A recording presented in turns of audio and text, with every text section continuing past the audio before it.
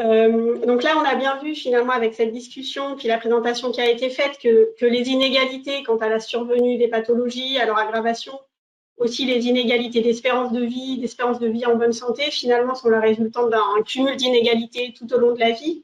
Et ça, au travers de mécanismes, on l'a vu, qui sont complexes et qui ne sont pas aidés à identifier, à mesurer ou ni à comprendre.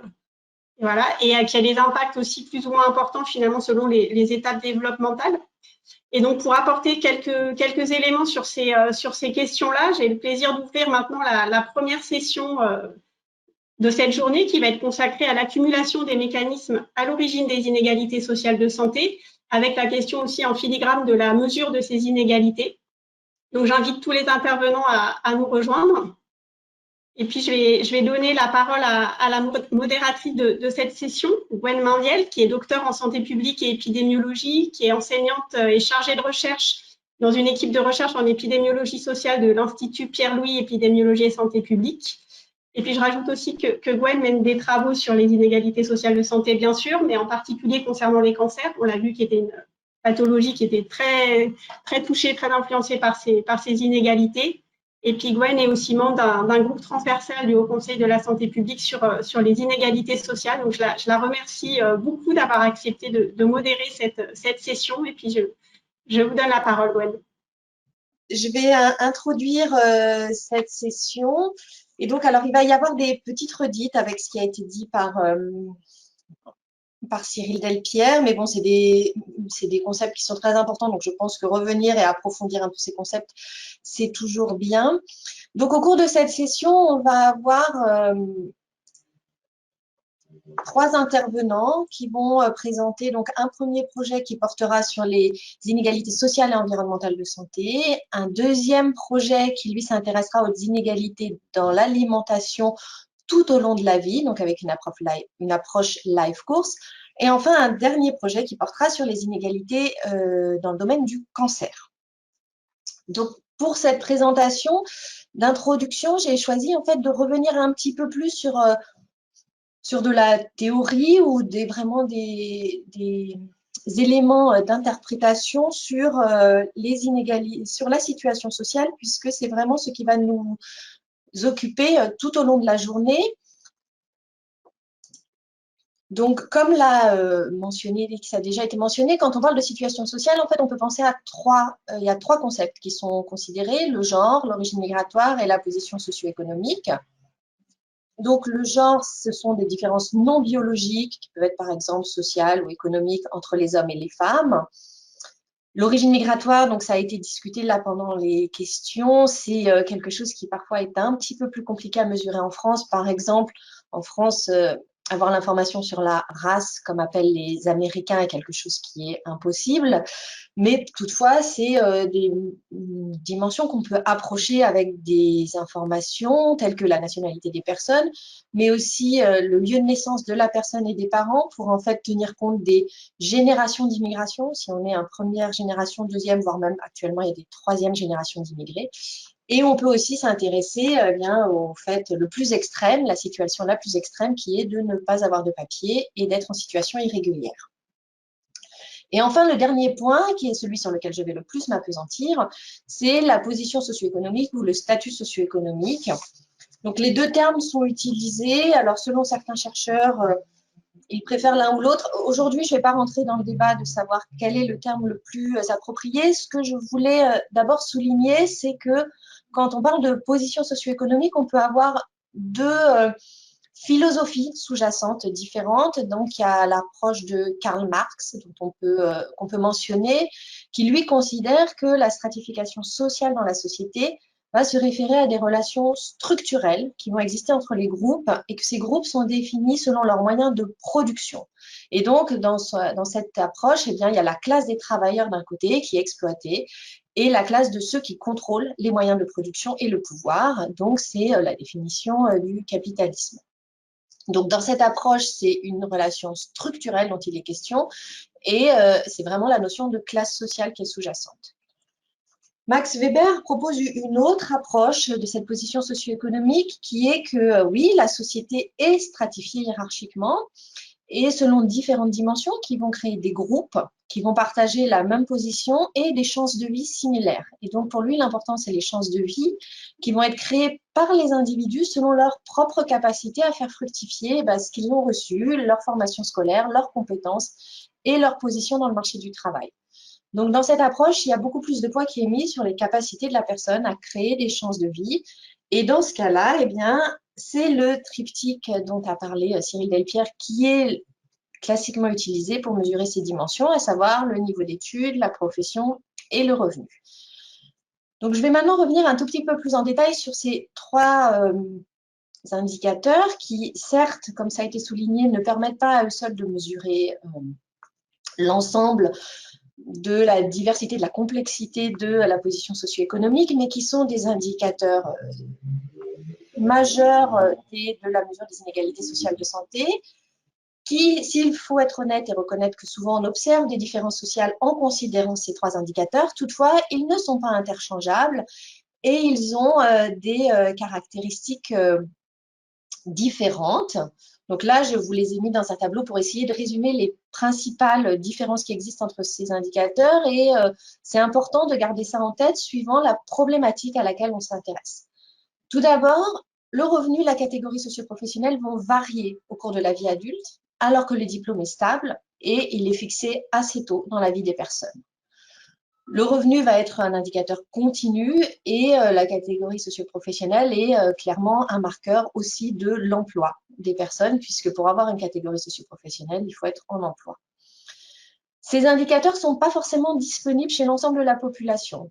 Le revenu et le diplôme vont être disponibles quel que soit le sexe et l'âge des personnes auxquelles on s'intéresse. Mais par contre, eh bien, la catégorie socio-professionnelle étant liée à l'emploi, elle ne sera pas disponible pour les retraités, pour qui on disposera uniquement de leur dernière catégorie, mais qui peut être assez éloignée de la situation actuelle. Ce ne sera pas non plus disponible pour les personnes au foyer. Et enfin, on a des difficultés à classer les personnes à leur compte, qui, en termes de catégorie socio-professionnelle, sont dans le même groupe, mais ce n'est pas la même chose d'être un chef d'entreprise ou d'être un petit artisan qui a son entreprise sans aucun employé. Enfin, une des grosses différences, c'est aussi le lien que ces indicateurs ont avec la santé. C'est-à-dire que le revenu et la catégorie socio-professionnelle peuvent fluctuer selon la santé, et la santé, en particulier des problèmes de santé, peut amener à un déclassement professionnel ou une baisse de revenus. Au contraire, le diplôme est globalement indépendant de la santé, puisqu'il est fixé très tôt dans la vie, à l'exception toutefois de problèmes de santé mentale qui seraient survenus pendant l'enfance et qui donc auraient eu un impact sur notre niveau d'éducation. Enfin, pour finir, le revenu est un indicateur très puissant mais très sensible et donc difficile à collecter. Et le diplôme a une signification qui peut différer selon la période de naissance. Et donc, si on a des populations avec des grandes tranches d'âge, ça peut poser des problèmes. Et c'est la même chose pour la catégorie socio-professionnelle. Et enfin, en termes de mesures, puisque nos résultats qu'on calcule, on a toujours envie aussi de pouvoir les mettre en perspective avec des résultats internationaux, c'est important de savoir que pour le diplôme et la catégorie socio-professionnelle, on a des échelles standardisées mondiales qui existent et qui permettent donc de faciliter les études comparatives. Donc, non seulement ces indicateurs ont différentes caractéristiques, mais ils ont aussi des interprétations différentes, c'est-à-dire que les mécanismes qui les lient à la santé sont différents. Pour le niveau d'études, ça va refléter l'influence des conditions de vie dans l'enfance, mais aussi dans la vie adulte, mais surtout là, ce sera vraiment aussi un marqueur de la situation dans l'enfance. C'est un marqueur très lié à la cognition des personnes, qui va aussi être un indicateur précis de leur facilité à utiliser le système de santé, de leur capacité à naviguer dans le système de santé, à comprendre les messages de santé. Et à ce titre, il est intéressant de souligner que certaines études ont montré que si on s'intéresse à l'alimentation et à la qualité, aux inégalités d'alimentation au sein du foyer, c'est le niveau d'études de la femme qui est particulièrement important et pas celui de l'homme, puisque c'est encore le cas dans de nombreux foyers, c'est la femme qui gère la sphère domestique. Le revenu, lui, va être le reflet de la situation financière, donc ça c'est évident. Et donc clairement, il va avoir un impact sur le logement, sur l'accès aux soins, et puisque une partie des soins est prise en charge par la sécurité sociale, mais en France, tout ne l'est pas, et en particulier ce qu'on appelle les soins de support, qui sont pourtant fondamentaux pour la qualité de vie des personnes, et l'alimentation. Et enfin, la catégorie socio-professionnelle est clairement associée aux revenus et aux ressources matérielles des personnes, mais aussi au statut social. dans la société, au réseau social que l'on peut avoir, et c'est un marqueur indirect des conditions de travail. Ces indicateurs de position socio-économique, eh bien, on en a déjà parlé, ils varient tout au long de notre vie et selon la période de la vie, eh bien, ce pas les mêmes indicateurs qui vont être pertinents, qui vont refléter notre position socio-économique du moment. Et évidemment, dans l'enfance, ce qui compte, c'est la situation de nos parents et nos conditions de logement, et y compris le surpeuplement qui a été évoqué dans le cadre de la discussion à propos du Covid. Au niveau de la vie adulte, eh bien, on commence à avoir ses propres indicateurs, si je peux le dire, avec son niveau d'études atteint, les emplois, le revenu, toujours nos conditions de logement et aussi la possibilité de transfert de patrimoine qui peut se produire et qui a en tout cas souvent lieu au début de la vie de famille. Ensuite vient la vie professionnelle avec une position socio-économique qui évolue, avec différentes professions que l'on peut avoir, le revenu qui évolue au cours du temps, la position socio-économique de son partenaire pour les personnes qui sont en couple. Il y a aussi des possibilités de rupture avec des épisodes d'inactivité, d'être au foyer, des épisodes de chômage. Tout cela a un impact sur la richesse, le patrimoine que l'on acquiert, mais aussi la pauvreté. Et enfin, les conditions de logement sont vraiment quelque chose qui va nous suivre tout au long de notre vie. Et enfin, au moment de la retraite, eh bien, à ce moment-là, c'est vraiment les questions de patrimoine, les inégalités de patrimoine sont le plus criantes puisque c'est quelque chose qu'on a acquis tout au long de sa vie professionnelle et les conditions de logement sont aussi importantes. Donc, c'est pour ça qu'on mesure la position sociale aussi et qu'il est souvent pertinent de le faire à plusieurs moments de la vie avec différentes problématiques. La première, c'est d'avoir un effet d'accumulation, c'est-à-dire considérer que bien c'est plus délétère pour la santé d'avoir eu des positions défavorisées à plusieurs moments tout au long de sa vie qu'une seule fois, par exemple au cours de l'enfance, mais ensuite d'avoir connu une ascension sociale. Mais ça permet aussi de s'intéresser à des problématiques de rupture biographique, par exemple de déclassement professionnel ou de période de chômage. Jusqu'à maintenant, je vous ai parlé de l'indicateur socio-économique propre à la personne, donc individuel, mais on peut aussi mesurer la position socio-économique au niveau contextuel et on va avoir un exemple aujourd'hui. Donc, ça veut dire qu'on la mesure au niveau géographique et que cette fois-ci, on va calculer la position socio-économique d'une zone géographique en utilisant des indicateurs qui viennent souvent de bases de données nationales comme le recensement, les données fiscales, le revenu moyen de la zone, le pourcentage de bacheliers, le pourcentage d'ouvriers. Et on a aussi eu un développement méthodologique ces dernières années de créer des indices synthétiques qui vont caractériser cette situation socio-économique à l'aide de plusieurs indices, de plusieurs indicateurs, en combinant différents indicateurs pour approcher au mieux l'environnement social des personnes. Donc, on appelle ça en anglais des Deprivation Index, en français des indices de défavorisation sociale. Et il est important de noter que ces indices souvent ne prennent pas en compte l'environnement physique. Donc, je vais insister un tout petit peu sur ces indices parce qu'ils sont de plus en plus utilisés et il faut être conscient du fait qu'ils peuvent avoir deux objectifs quand on a une variable socio-économique contextuelle, à la fois estimer les inégalités socio-territoriales de santé et mesurer les effets de contexte, que ces objectifs peuvent en partie se recouper et qu'il faut donc être bien au clair sur ce que l'on souhaite faire pour interpréter correctement les résultats. Donc, le premier objectif, on cherche à estimer et suivre les inégalités sociales de santé en routine. Alors, pourquoi utiliser une mesure contextuelle? Eh bien, tout simplement parce qu'on n'a pas d'informations individuelles dans les bases médico-administratives, dans les registres des cancers, et ce sera l'exemple d'aujourd'hui, dans les bases des causes médicales de décès, et même parfois dans des études épidémiologiques. Par contre, on dispose de l'adresse. Donc, à l'aide de l'adresse, on va géocoder les personnes et on va être capable de mesurer la position socio-économique au niveau généralement, de leur zone de résidence, donc mesurée de façon précise. Dans ce cas-là, on va plutôt utiliser un indice de défavorisation sociale et ça va être un outil très puissant qui va permettre vraiment de faire de la surveillance et d'estimer et suivre les inégalités sociales de santé en routine et à moindre coût. Mais il faut bien garder en tête qu'on va mesurer dans ce cas-là des inégalités socio-territoriales de santé. Un autre des objectifs qui peut être recherché, c'est de mesurer des effets de contexte. En effet, on sait que la santé est influencée à la fois par des caractéristiques individuelles, mais aussi, et de façon indépendante, par des caractéristiques de l'environnement de vie. Donc, c'est ce qu'on appelle les effets de contexte. Et donc, il est nécessaire de prendre en compte les deux dimensions, individuelle et contexte, pour identifier les effets propres de chacune.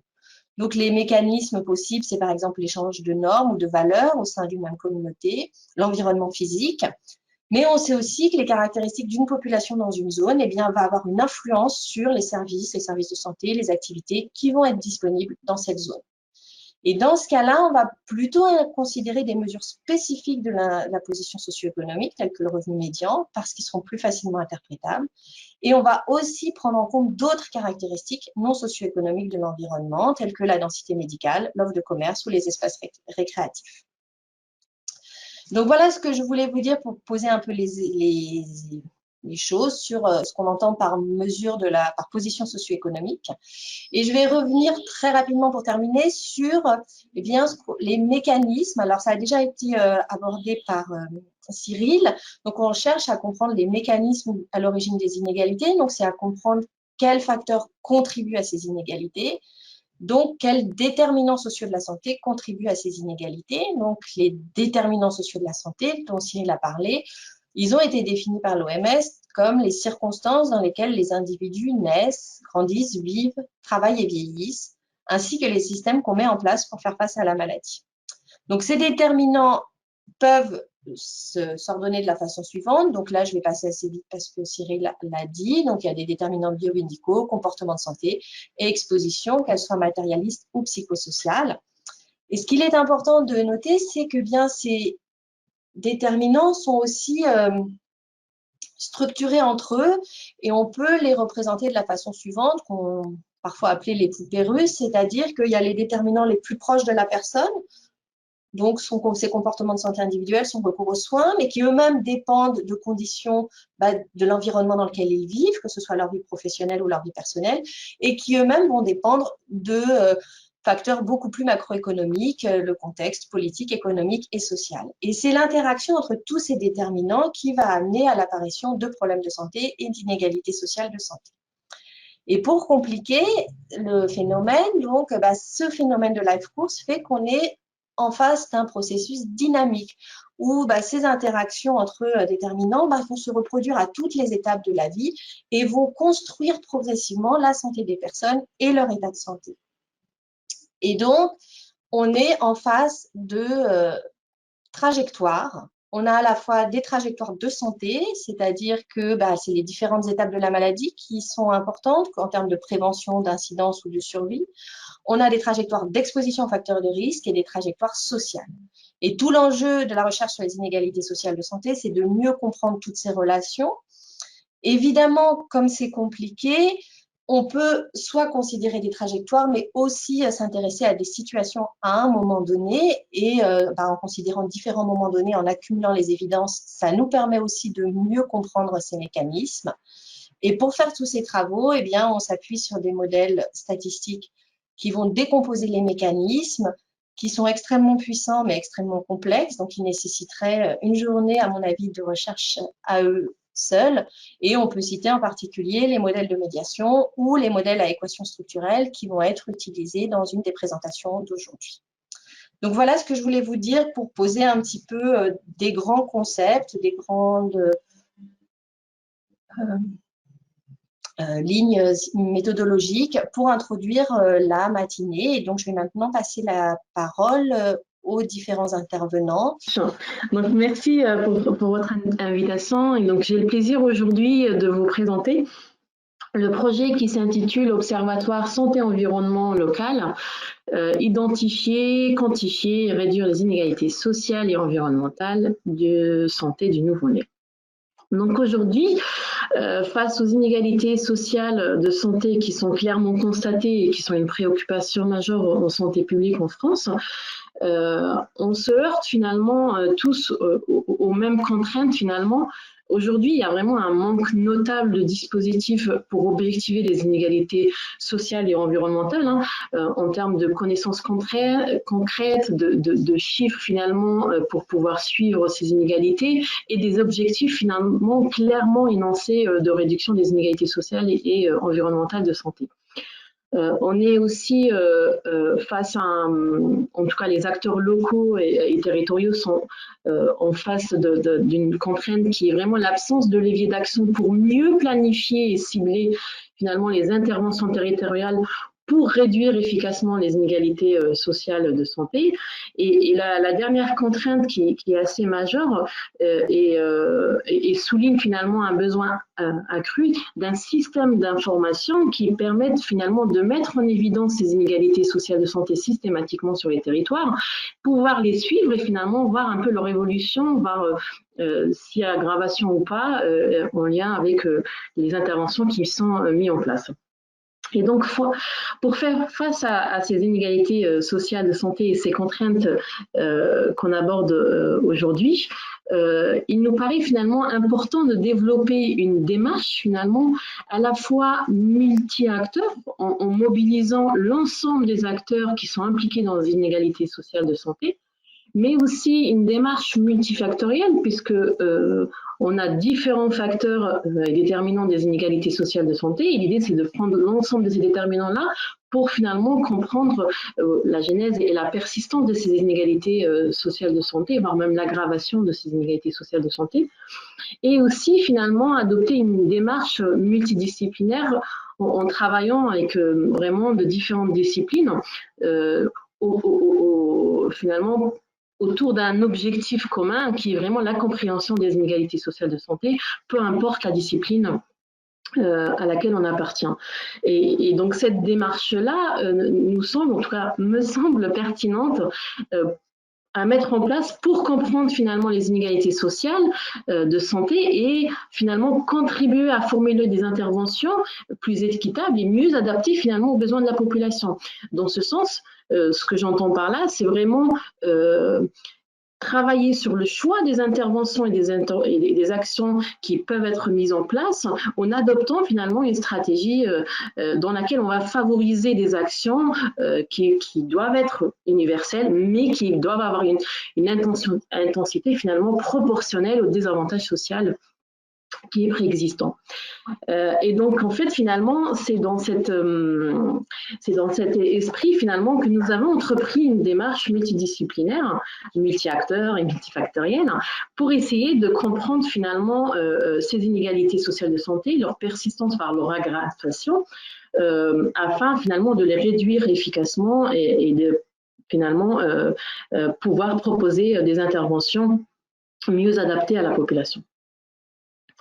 Et donc, ce projet-là s'inscrit dans un programme de recherche beaucoup plus large, qui est le programme Équitariat, donc qui est piloté par Séverine Deguin et moi-même, qui vise à étudier à la fois les inégalités sociales et environnementales autour de la santé du nouveau-né, sur différents territoires de la France, donc Paris, Lille, Lyon, Marseille, et aujourd'hui sur Rennes et l'Eurométropole de Strasbourg. Et donc, conduit donc à l'échelle de l'Eurométropole de Strasbourg, ce projet finalement s'inscrit finalement une démarche qui est déjà engagée par l'Eurométropole de Strasbourg, puisque dans le cadre du contrat local santé 2, donc de l'Eurométropole de Strasbourg, l'enjeu principal est la réduction des inégalités sociales et territoriales de santé. Et donc dans cette continuité, donc l'Eurométropole de Strasbourg s'est engagée déjà avec l'Observatoire régional de la santé Grand Est à développer un observatoire santé-environnement. Et donc, notre projet, donc l'Observatoire l'Observatoire santé-environnement autour de la santé de nouveau-né, a pu voir le jour donc en 2018 grâce à un travail vraiment collaboratif impliquant différents acteurs, puisqu'on est vraiment dans une démarche multi-acteurs, à la fois des acteurs locaux tels que Atmo Grand Est, l'ORS, donc l'Observatoire régional du Grand Est, mais aussi avec vraiment les acteurs des collectivités, la ville, l'Eurométropole de Strasbourg, mais aussi donc avec des champs de recherche assez disciplinaires, multidisciplinaires plutôt, avec l'épidémiologie, la biostatistique, la santé, la géographie, donc avec un groupe de chercheurs assez multidisciplinaires. Et donc, ce projet, financé par l'IRESP, s'inscrit donc dans l'Observatoire local santé-environnement de l'Eurométropole, avec un focus vraiment sur la santé périnatale, puisque l'intitulé du projet, c'est vraiment autour de la santé du nouveau-né. Et donc, cet observatoire-là répond à la fois donc, aux objectifs du CLS2 dans lequel l'Eurométropole est engagée, mais aussi à des objectifs de recherche qui sont prioritaires dans le contexte de santé publique en France. Et donc, en mobilisant des données qui sont collectées vraiment en routine, puisque c'est un projet d'observatoire qui a pour but de perdurer dans le temps, pour pouvoir un peu suivre, identifier les inégalités sociales de santé, mais les suivre dans le temps pour voir leur évolution. Donc, il est essentiel vraiment de mobiliser des données qui sont collectées en routine par les différentes institutions, les collectivités. Et donc, ce travail-là permettra finalement d'identifier les facteurs environnementaux de la vie qui s'accumuleraient et aboutiraient finalement à la persistance et l'aggravation des inégalités sociales de santé sur le territoire de l'Eurométropole. Et donc, plus particulièrement, ce qu'on va chercher à comprendre finalement, quel est le rôle des expositions environnementales, de l'accès aux aménités et les caractéristiques socio-économiques dans la disparité observée en termes de la santé du nouveau-né.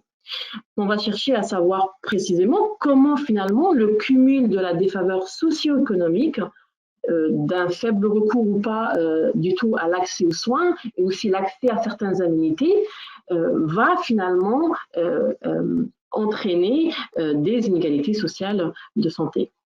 Et donc, notre hypothèse de travail, c'est que finalement, sur un territoire, on va avoir un cumul de facteurs défavorables, à la fois environnement physique, socio-économique, aussi sanitaire, mais qui sont conjugués à des facteurs finalement individuels et qui pourraient amener finalement à observer des inégalités sociales de santé sur le territoire. Et donc, pour répondre à ces questions-là, en fait, et comprendre les inégalités sociales de santé, nous avons abordé vraiment les inégalités sociales de santé sous le prisme du territoire.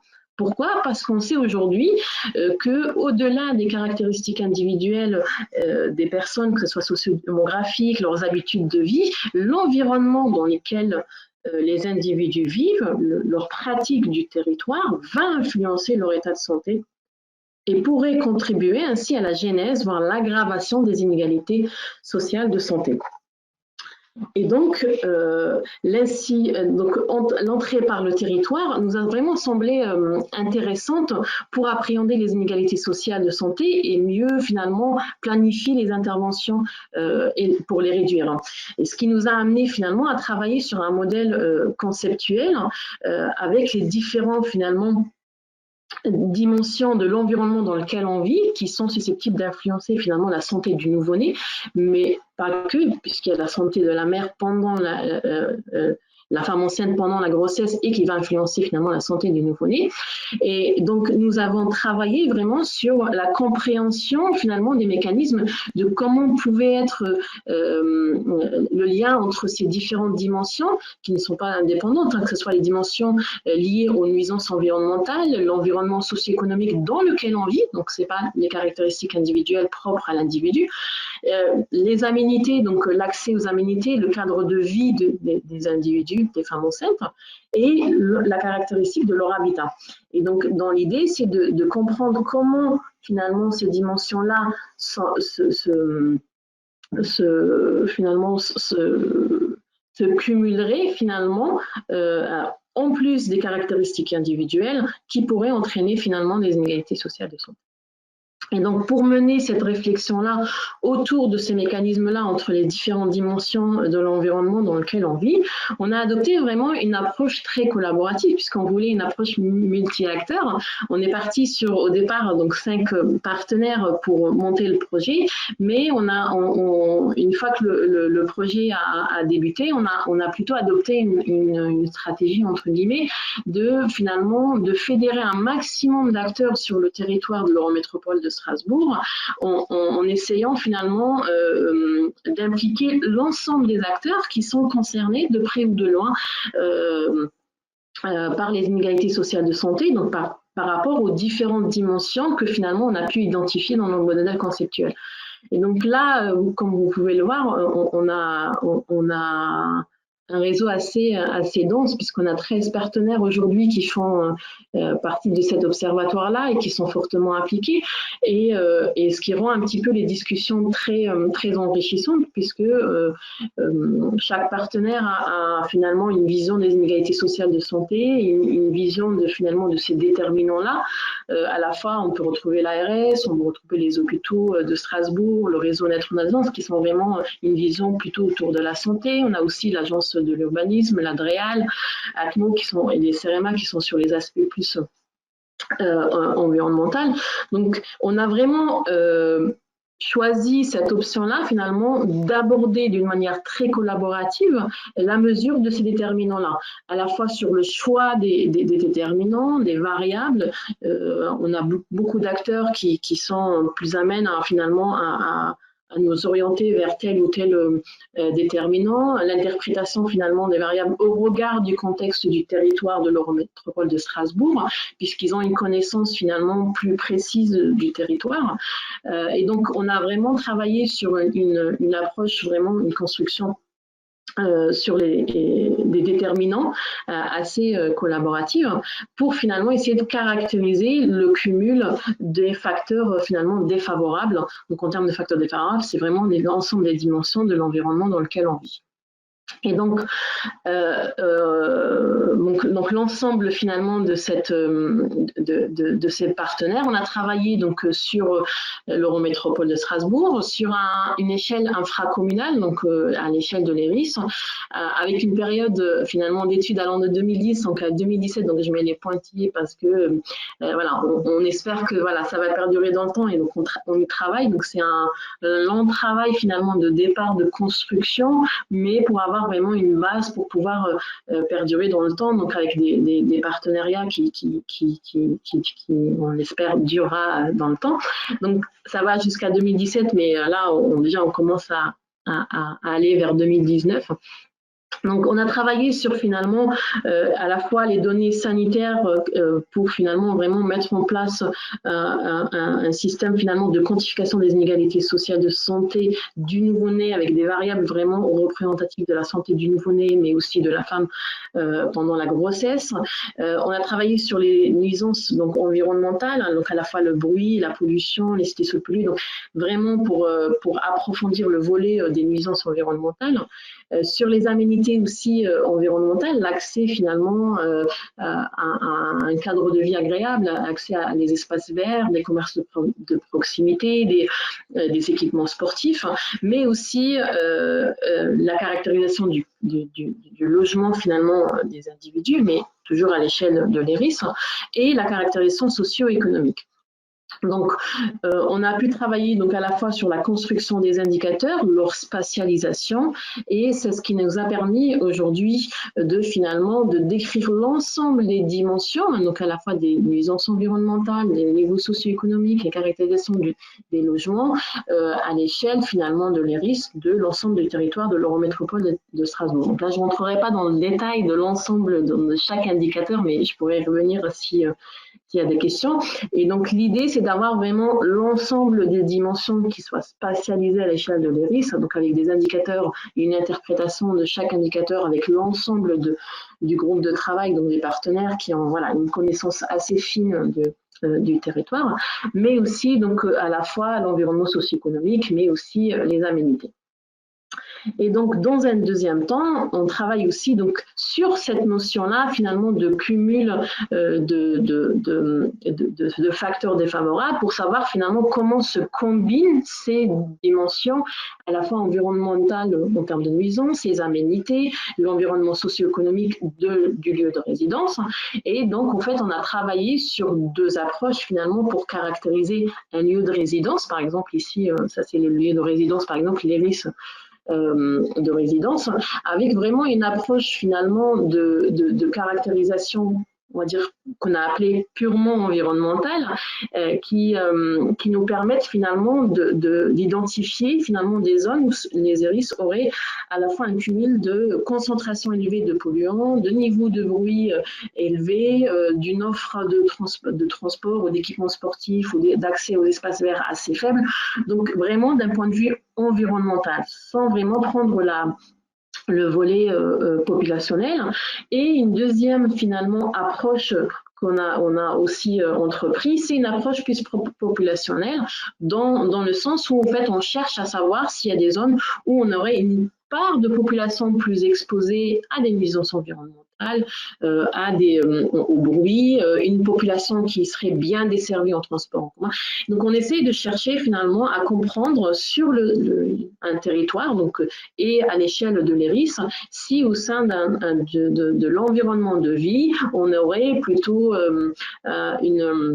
un lien plus défavorisé, plus exposé, moins desservi ou l'inverse, ou donc quel est vraiment le lien qu'il y a entre le mécanisme qu'il y a entre ces différents facteurs qui conduit finalement à la genèse des inégalités, voire à la persistance ou l'aggravation des inégalités sociales de santé.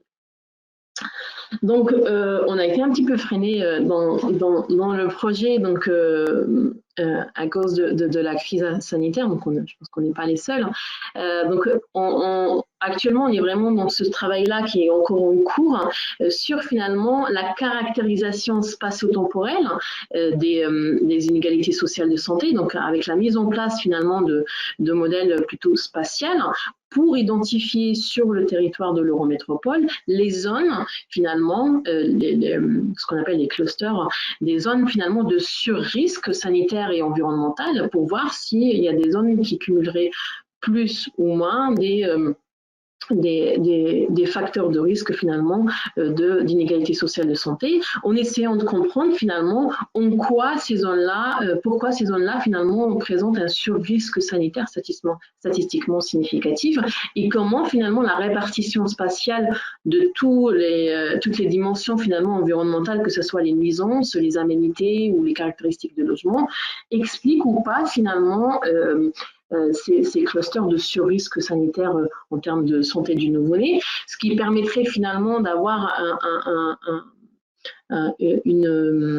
une porte d'entrée finalement pour les interventions, pour aider finalement à cibler finalement des interventions sur certains territoires et pas d'autres, et sur quel finalement aspect de la dimension de l'environnement de vie on pourrait agir pour finalement réduire ces inégalités sociales de santé. Dans le deuxième temps, finalement, on va travailler sur finalement la compréhension de ces inégalités sociales de santé, en quantifiant vraiment la relation causale directe et indirecte, finalement, qu'il peut y avoir entre à la fois les nuisances environnementales, la qualité de vie finalement des femmes enceintes et la santé du nouveau-né. Parce que dans un premier temps, c'est vraiment purement spatial pour identifier finalement quelles sont les zones sur le territoire sur lesquelles il faut agir en priorité et sur quels déterminants, mais ça ne nous donne pas forcément une idée de la compréhension du lien causal, direct ou indirect, qu'on peut avoir finalement entre ces différentes composantes de l'environnement de vie et les inégalités sociales de santé, qui peut finalement être approché plutôt avec des approches plutôt statistiques plutôt que spatiales. Donc, pour finir, oui. Juste pour vous dire, c'est pareil, il faut conclure dans 2 minutes, parfait. Ah, donc c'est ma dernière diapo de conclusion. Et donc pour finir, finalement, au-delà finalement des résultats, on va dire scientifiques de recherche qu'on va produire au travers de ce projet-là, il y a aussi une appropriation, une opérationnalisation des résultats qu'on a souhaité avec vraiment la mise en place sur laquelle on est en train de travailler sur une plateforme d'échange pour l'ensemble des partenaires de ce projet-là d'observatoire et donc les acteurs locaux finalement du territoire pour avoir accès finalement aux données, aux indicateurs construits, donc qui seront finalement mis à jour à chaque fois qu'il y a des données qui seront mises à jour, pour avoir finalement des outils finalement pour planifier des choses, des actions, des interventions sur le territoire, mais aussi ça a une visée plus grand public avec vraiment la construction d'un observatoire, un site d'observatoire des inégalités sociales liées la santé du nouveau-né, donc qui sera vraiment ouvert au grand public. Et donc, je vous remercie pour votre attention et je tiens vraiment à remercier l'ensemble des partenaires qui sont fortement impliqués dans ce projet-là et sans quoi je pense que cet observatoire-là n'aurait pas forcément pu voir le jour. Je vous remercie. Merci de m'avoir invité pour vous présenter les résultats d'un projet qui a été donc financé par l'IRESP en 2014 et donc qui traite des contributions des parcours de vie aux inégalités socio-économiques des comportements alimentaires des adultes vivant en France. Alors il y a une petite, dans le titre en anglais peut-être une petite incompréhension. On traite plutôt des parcours de vie seulement chez les adultes et pas tout au long de la vie dans ce projet. Alors, comme vous le savez, l'alimentation est un important contributeur des inégalités socio-économiques de santé. Les disparités socio-économiques sur les consommations alimentaires ont été globalement largement documentées dans la littérature, mais rares finalement sont les études disponibles qui ont évalué d'autres dimensions comportementales, comme par exemple les pratiques culinaires. Et puis, pour mieux comprendre aussi les mécanismes sous-jacents de ces disparités socio-économiques de l'alimentation, on manque de connaissances sur l'influence des événements de vie des individus sur leur comportement alimentaire, et notamment pour adapter les interventions en nutrition tout au long de la vie. Alors, ça a été dit par Madame Mainvielle, dans la littérature, alors si je prends l'exemple de la nutrition, les trois indicateurs majeurs pour évaluer la position socio-économique sont le niveau d'études, le niveau de revenu et la profession ou catégorie socio-professionnelle. Alors, sur l'alimentation, le niveau d'études, il fait référence plutôt aux connaissances nutritionnelles dont dispose l'individu, mais aussi à ses capacités à les traduire en comportements favorables à la santé. Le niveau de revenu, lui, reflète plutôt l'accessibilité financière à une alimentation de qualité, et la profession fait référence au réseau social dans le milieu professionnel. Comme ça a été dit, ces trois indicateurs ne sont pas interchangeables et peuvent avoir des effets synergiques spécifiques sur les comportements alimentaires. Donc, il convient de les considérer ensemble pour comprendre comment la position socio-économique influence l'alimentation par différents processus sociaux, ce que finalement peu d'études sur l'alimentation ont fait jusqu'à présent. Donc, les objectifs de notre projet étaient d'étudier les associations de chaque indicateur socio-économique et leur interaction avec les comportements alimentaires, donc à la fois les apports nutritionnels, mais aussi les pratiques culinaires, la structure des repas, et ce en transversal, pour identifier leur effet indépendant, mais aussi synergique. Et puis, le projet visait aussi à étudier les parcours, les événements de vie sur 5 ans, sur les comportements alimentaires. Alors pour ce faire, on a utilisé les données de la cohorte Nutrinet Santé. C'est une cohorte prospective d'observation qui a été lancée en 2009 sur Internet et auprès d'adultes volontaires. Alors les objectifs principaux de cette cohorte, c'est d'étudier les relations nutrition-santé, mais aussi les déterminants des comportements alimentaires. Alors, les associations entre les indicateurs socio-économiques et les comportements alimentaires à l'inclusion ont été évaluées donc, par des modèles de régression qui ont été stratifiés sur le sexe et chez plus de 90 000 participants qui ont été inclus entre 2009 et 2014 dans la cohorte. Et donc, il y avait des données socio-économiques et alimentaires disponibles à l'inclusion. Et lorsqu'il y avait une interaction entre deux indicateurs socio-économiques qui avait été significative, on a réalisé des analyses stratifiées. Alors, les résultats obtenus montrent des associations, bien sûr, communes entre les indicateurs socio-économiques. Finalement, quel que soit l'indicateur, une position socio-économique élevée était associée à une qualité nutritionnelle des prises hors repas plus élevés, des prises de snacking, des sauts de repas moins fréquentes, mais aussi une fréquence des prises de snacking plus élevée chez ceux qui appartenaient aux catégories plus élevées, et aussi chez les femmes, un investissement pour les pratiques culinaires plus faible. Par exemple, un temps passé à cuisiner plus faible chez les femmes qui appartenaient à la position socio-économique plus élevée.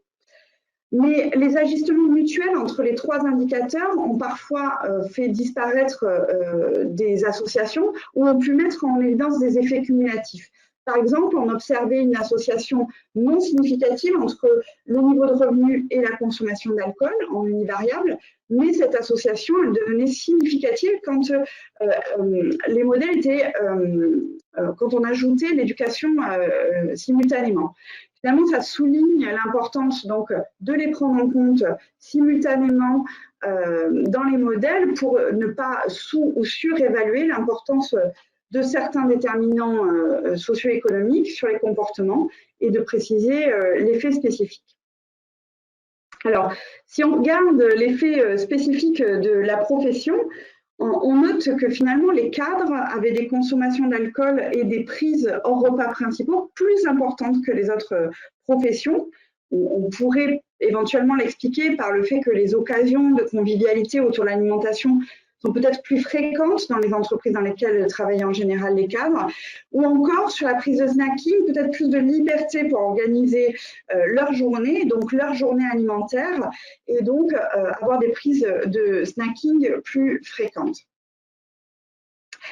Pour le niveau de revenus, bien, les individus qui avaient les plus hauts revenus avaient des apports en vitamines plus élevés, des apports en féculents et en glucides complexes plus faibles, car finalement, ceux qui ont des hauts revenus peuvent acheter des aliments dont le coût est supérieur, comme les fruits et légumes, et dont la qualité nutritionnelle est meilleure.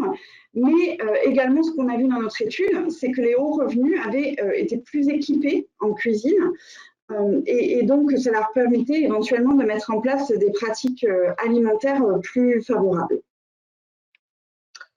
Alors, une originalité de nos analyses, c'était d'étudier les interactions entre les indicateurs. On a identifié plusieurs interactions significatives entre l'éducation et le revenu. Alors, on a montré justement qu'il existait des apports en fibres, vitamines et minéraux plus élevés, meilleurs quand les revenus augmentent, mais uniquement chez les individus qui avaient des faibles niveaux d'études, alors qu'aucune différence entre les niveaux de revenus n'a été observée chez les individus qui ont des niveaux d'études élevés. Alors, je vais y revenir.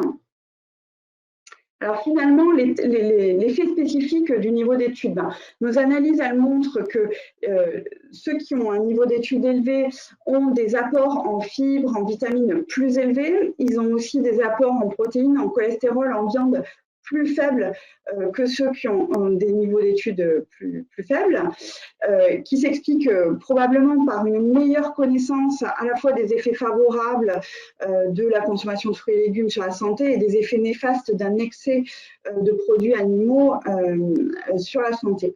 Nos analyses, comme je vous l'ai dit, montrent aussi un effet modificateur intéressant du niveau d'études sur la relation entre revenus et consommation. Finalement, les individus qui ont un niveau d'études élevé, malgré des revenus faibles, semblent mettre en place des stratégies pour dépasser la barrière que représente le coût élevé des aliments qui sont denses en micronutriments, en fibres, comme les fruits et légumes. Et pour les individus qui, eux, ont un niveau d'études faible, c'est finalement des revenus plus élevés qui permettent d'acheter ces aliments, qui sont plus coûteux, et donc représentent une opportunité de les consommer. Alors passons maintenant aux événements de vie. Donc on a basé notre échantillon sur 12 500 participants de la cohorte qui ont été inclus la première année, c'est-à-dire entre mai 2019 et avril 2010, et pour lesquels on avait des données socio-économiques et alimentaires chaque année jusqu'en 2014. Donc, on a récolté des événements de vie à la fois de façon prospective, quand l'information était disponible, et aussi de façon rétrospective, grâce à un outil qu'on a développé spécifiquement pour le projet. Alors, l'enjeu méthodologique dans le projet, c'était de compléter donc l'information biographique qui était recueillie en prospectif et qui était parfois pas assez fine. Par exemple, sur le chômage, on avait seulement, comme ce sont des questionnaires annuels, la déclaration du chômage une année, mais on n'avait pas d'informations sur la durée des épisodes de chômage. Donc, on a développé un outil complémentaire, dynamique, personnalisé à partir des éléments qu'on avait en prospectif et donc qui nous permettait de décrire plus finement. Alors, à la fois le parcours familial, hein, par exemple, le décès d'un conjoint, l'arrivée d'un premier enfant, le parcours professionnel, comme je vous le disais, la durée des épisodes de chômage, l'entrée dans la vie active et le parcours géographique avec les déménagements. Donc, cet outil il a été administré auprès de l'échantillon que j'ai décrit précédemment. Et malheureusement, après plusieurs relances, on a eu finalement un taux de participation assez faible. Hein. On a eu 4 990 personnes qui ont répondu à ce questionnaire. Et c'était plutôt des individus qui avaient quand même un niveau d'études élevé, des revenus élevés. Alors, on a eu de nombreux changements professionnels, mais ça peut être aussi chez le même individu. L'événement professionnel le plus fréquent, c'était le passage à la retraite, puis le chômage. Pour les événements familiaux, c'était l'arrivée d'un enfant dans le foyer ou le départ d'un enfant majeur qui quitte le foyer. Et donc, on a aussi mesuré les déménagements. Alors maintenant, les résultats, d'abord sur les événements familiaux. Alors, on avait seulement 185 personnes qui ont connu l'arrivée d'un premier enfant dans le foyer. Alors, il faut dire que la moyenne d'âge dans la cohorte est quand même assez élevée, donc on avait peu de jeunes qui connaissent l'arrivée d'un premier enfant au cours de ce suivi de 5 ans. Et alors,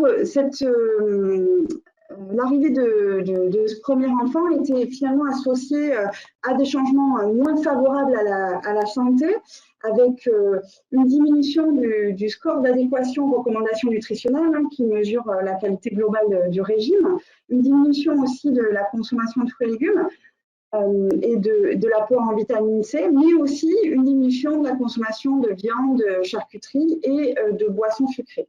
Et puis, on notait aussi une augmentation des apports en sodium et en acides gras saturés. Donc finalement, et également, on note aussi que l'arrivée d'un premier enfant était associée à une prise de poids chez les femmes, confirmant ce qu'on retrouve dans la littérature sur la prise de poids postpartum. Des analyses complémentaires ont aussi été réalisées, mais on n'a pas mis en évidence d'effets médiateurs de changement de pratiques culinaires ou de fréquentation de fast-food, par exemple, car finalement, ces comportements changeaient peu avec l'arrivée d'un premier enfant. Alors, une étude sociologique qui a été réalisée en France par Amandine Rochdy montre que l'arrivée d'un premier enfant entraîne chez les parents une multiplication des tâches, et donc on essaye de gagner du temps pour l'enfant. On essaie d'optimiser la santé de l'enfant au détriment de celle des parents. Et puis les parents déclaraient aussi de nombreux freins et contraintes malgré l'envie de bien manger, ce qui peut finalement expliquer les changements alimentaires moins favorables à la santé avec l'arrivée d'un premier enfant. En parallèle des approches quantitatives sur les événements familiaux, on a réalisé aussi des entretiens sur le sujet des recompositions familiales qui confrontaient la perception des adultes et celle des enfants dans des familles issues de milieux populaires comme dans des familles plus aisées. Alors, quel que soit le milieu social, la séparation altère l'alimentation sur plusieurs plans. On a d'une part une simplification du contenu des repas, surtout quand les adultes restent sans conjoint, avec un repas plutôt centré sur un plat unique, souvent industriel, donc potentiellement moins favorable à la santé. Et du point de vue des enfants, cette simplification elle se traduit par plus d'opportunités de profiter de leurs plats favoris, notamment les pâtes ou les pizzas achetées toutes faites. Et puis, quand il y a l'arrivée d'un nouveau conjoint, il y a un réenchantement du rapport à l'alimentation qui s'accompagne de phases d'adaptation vers de nouvelles habitudes alimentaires, rythmées par la présence des enfants lorsqu'elle est alternante. Et puis pour les enfants, l'alternance semble occasionner d'un côté plus de diversité alimentaire, mais aussi plus de tensions autour de l'alimentation du fait de conflits de modèles éducatifs qui s'expriment particulièrement au moment des repas. Et ce qu'on a pu observer, c'était quel que soit le milieu social. Alors, je vais parler maintenant des événements professionnels. Alors, parmi notre population d'études, on a identifié 3 groupes. On avait un groupe d'abord, le plus important, de 2198 personnes qui sont restées, qui avaient un emploi au début du suivi et qui sont restées actives durant les 5 années de suivi. Puis on en avait 207 qui ont connu, qui avaient un emploi au début du suivi et qui ont connu une période de chômage de plus d'1 an. Et enfin, 98 qui avaient une période de chômage de moins d'1 an.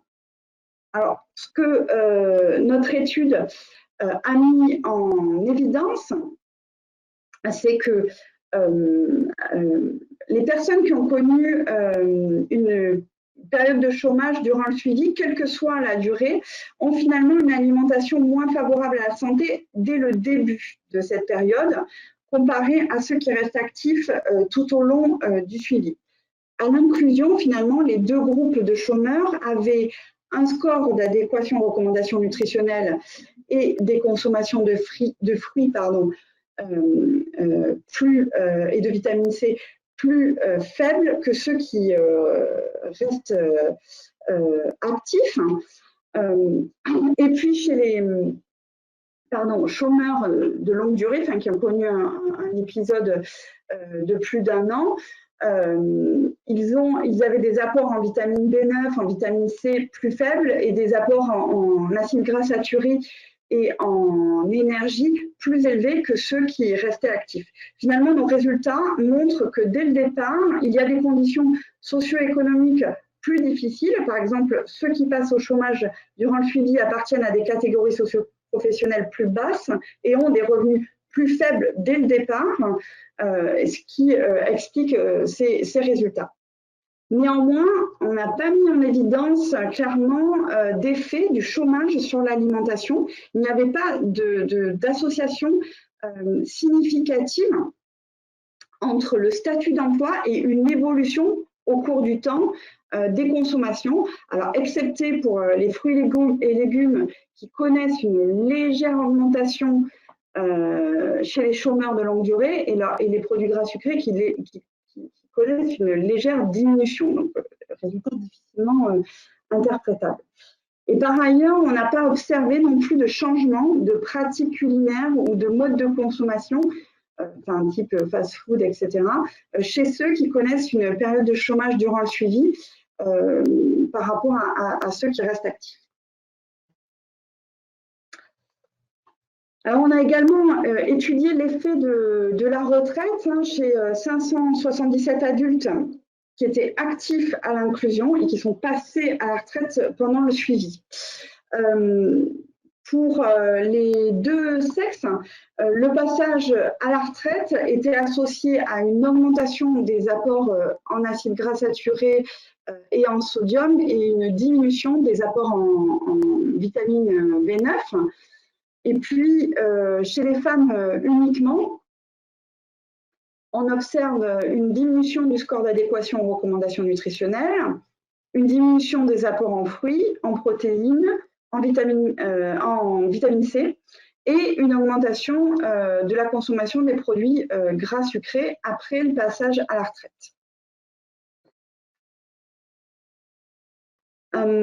Alors, excusez-moi. Oui. Pour vous dire qu'il vous reste 2 minutes. D'accord, merci. Je fais vite. Alors, on a étudié l'effet aussi du passage ou non du conjoint à la retraite, du départ volontaire ou non, du départ à la retraite anticipée, et on n'a pas observé de différence spécifique. En revanche, on a observé un effet modificateur du revenu à l'inclusion. C'est-à-dire que chez les hommes qui avaient un faible niveau de revenu avant la retraite, on a observé des changements spécifiques comme une diminution de l'apport en produits laitiers et une augmentation de l'apport en lipides avec le passage à la retraite. Donc, on a envisagé aussi que pour expliquer ces effets défavorables, ça pourrait venir de l'arrêt de la fréquentation de la restauration collective, qui est associée dans la littérature à une meilleure qualité du régime, mais on a testé cet effet médiateur et ce n'était pas le cas. On a aussi testé l'effet de changement de pratique culinaire et ce n'était pas le cas non plus. Donc, pour nous, une deuxième explication porte sur le coût des aliments. Donc, la retraite est associée à une diminution des revenus. Sous l'effet de contraintes budgétaires plus fortes, les individus peuvent être amenés à réduire leur budget alimentaire et donc à acheter à se tourner plutôt vers des produits plus denses énergétiquement et moins coûteux. Et donc, cette hypothèse, pour nous, elle est renforcée par le fait que les hommes, justement, qui avaient des faibles revenus avant la retraite, voient leur rapport en lipides augmenter après cette transition. Et puis, pour conclure, donc, notre projet, il a permis d'une part d'apporter des informations sur les mécanismes des disparités socio-économiques de l'alimentation et d'autre part aussi l'identification éventuellement de groupes plus cibles pour la mise en place de politiques nutritionnelles. Finalement, nos résultats reflètent différents processus sociaux par lesquels se créent ces disparités alimentaires. En particulier, vous avez vu l'importance du niveau d'études, notamment dans la possibilité de dépasser l'accès économique à une alimentation de qualité, et puis aussi dans une moindre mesure de l'effet du revenu. Donc, l'éducation intervient probablement par des effets liés aux connaissances acquises, à la capacité d'un individu à comprendre, à s'approprier les informations de façon critique. Donc finalement, les interventions qui visent à augmenter ses connaissances et ses capacités, mais aussi à adapter les réponses aux besoins des individus pourraient constituer une piste intéressante pour réduire ces disparités socio-économiques dans l'alimentation. Donc, les approches, notamment qui s'appuient sur la littératie en nutrition, c'est-à-dire qui partent des besoins des personnes, des environnements, des systèmes qui existent pour mieux motiver le changement et créer un environnement favorable à l'appropriation, sont à regarder de près. Alors, concernant les événements de vie, nos résultats sur les effets défavorables de la retraite sur les apports alimentaires pourraient permettre finalement d'orienter plus finement les interventions de nutrition, se focalisant sur cette période de vie plus fragile. Et nos résultats suggèrent que les individus qui sont moins aisés financièrement s'orientent donc vers des régimes moins favorables à la santé, probablement parce qu'ils sont moins coûteux. Donc, le coût de l'alimentation semble être un levier potentiel pour des interventions ciblées via une aide alimentaire, comme il est décrit dans la littérature, donc à la fois auprès des populations à faible revenu, mais aussi peut-être à des moments de vie où les individus connaissent des difficultés financières comme la retraite ou le chômage. Voilà, je vous remercie. Merci beaucoup Gwen, merci beaucoup de l'invitation, merci aussi à l'ensemble des intervenants précédents. On a déjà appris énormément de choses dans ce début de matinée. J'espère que vous voyez bien mon écran. Oui, Gwen? Oui, c'est parfait. C'est parfait. D'accord, merci. Donc, je vais effectivement parler des cancers. Les cancers, c'est un objet d'étude particulier qui existe depuis très longtemps dans le champ des inégalités sociales en santé pour deux raisons. D'une part, c'est une maladie très fréquente et d'autre part, c'est une maladie qui est à la fois, bien sûr, génétique, biologique, mais aussi beaucoup sociétale, environnementale. Donc, pour ces deux raisons, les cancers ont toujours fait l'objet d'une attention particulière et pendant très longtemps, dans le champ des inégalités sociales de santé, et pendant très longtemps, les différents auteurs, les différents ouvrages qui ont essayé de regarder de quelle façon il existait ou pas une détermination sociale concernant les cancers, ne disposaient que de données de mortalité. Donc données de mortalité qui permettaient effectivement de faire des corrélations assez directe entre des approches territoriales qui permettaient de mesurer certains indices socio-économiques et puis l'espérance de vie, mais qui ne permettaient pas, dès lors qu'on disposait que des données de mortalité, d'essayer d'avancer un petit peu dans la compréhension des mécanismes de construction des inégalités sociales en matière de cancer. Et pour bien avancer dans ce domaine-là, et c'est un peu ce qu'on nous a demandé de faire dans cette session, d'essayer de comprendre un peu l'accumulation des mécanismes qui mènent à des inégalités sociales quand elles existent, de mortalité par certaines maladies. Donc, il faut essayer, bien sûr, de démonter les mécanismes et s'intéresser à la fois à la façon dont l'environnement socio-économique peut déterminer la survenue d'un cancer. Là, on va parler de risque de cancer et ça va être mesuré par l'incidence. Et puis également, savoir de quelle façon l'environnement socio-économique, une fois que le cancer est survenu, peut également influer sur la létalité, sur les chances de survie, une fois qu'on a un cancer. Et historiquement, en fait, avant qu'on dispose de données un peu précises sur la survie, on a souvent confondu les inégalités sociales de mortalité et les inégalités sociales d'incidence. Moi, il me semble que c'est important de séparer ces deux choses, d'autant plus que les mécanismes qui vont être invoqués vont certainement être différents. Quand on va s'intéresser à la détermination sociale des facteurs de risque, eh bien, on va s'intéresser beaucoup, ça a déjà été beaucoup dit, aux facteurs comportementaux, aux facteurs environnementaux, aux facteurs d'exposition professionnelle. Alors que quand on va s'intéresser aux facteurs pronostiques, eh bien là, si on se réfère au modèle un peu de référence de Dahlgren Whitehead, là que j'ai mis sur la diapositive, on va certainement s'intéresser à des facteurs plus distaux de l'organisation des soins et peut-être du dépistage, mais là je m'avance un petit peu déjà sur les conclusions de ce topo.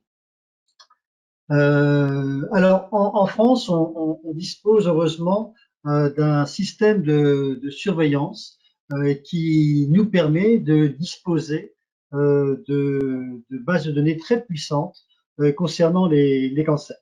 Il s'agit de la base de données nationale qui est constituée par le réseau Francim, qui couvre à peu près un quart du territoire français, pas forcément d'ailleurs représentatif de la population, puisqu'il y a clairement un déficit d'enregistrement dans les grandes villes. Et à partir donc des données de ce réseau Francim, eh bien, les agences sanitaires, Santé publique France, l'INCa avec l'aide des Hospices civils de Lyon, estime régulièrement donc l'incidence des cancers en France, la mortalité, mais aussi s'est intéressé plus récemment à la survie des personnes atteintes de cancer. Et c'est bien sûr à partir de ces données de Francim que je vais, ces données-là, pardon, qui ont été utilisées pour à la fois travailler sur l'incidence, à la fois la mortalité et à la fois la survie la survie après un cancer. En revanche, comme ça a déjà été très bien dit à la fois par Cyril Delpierre et Gwen Maviel, en revanche, ces bases de données ne contiennent pas de données individuelles qui nous permettraient d'identifier de manière, donc encore une fois individuelle, la position socio-économique de manière pertinente.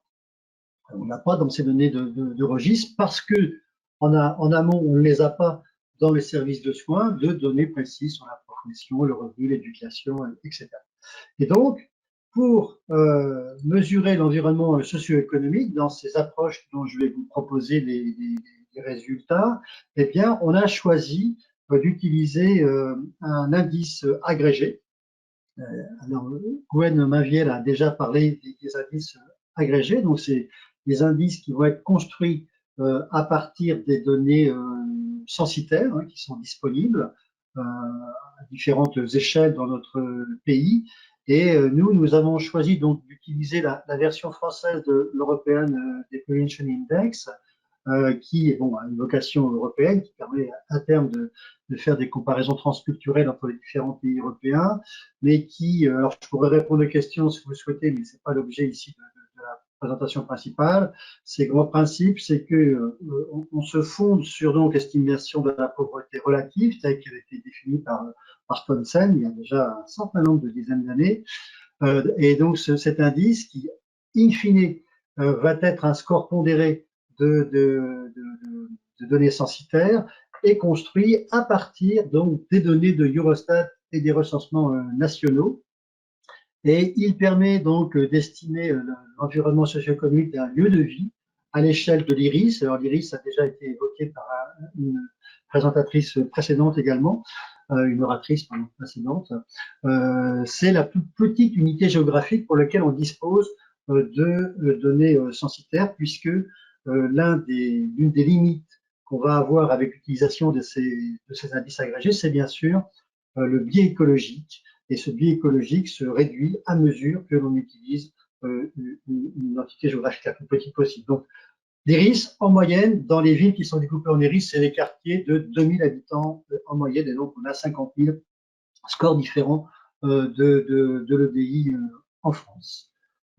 Et encore une fois, s'il y a, alors l'autre intérêt, pardon, par rapport à cet indice, c'est que donc cet indice interne en France inclut des données qui sont des données éducation, profession, mais comme l'a évoqué Cyril Delpierre, il se trouve que les régulations logistiques ont aussi introduit dans l'IRIS des données sur le chômage, des données sur le logement, et puis donc des données sur la taille des familles. Donc, des éléments qui sans doute impactent l'environnement social et qui ne sont pas forcément facilement mesurés dans les indices individuels.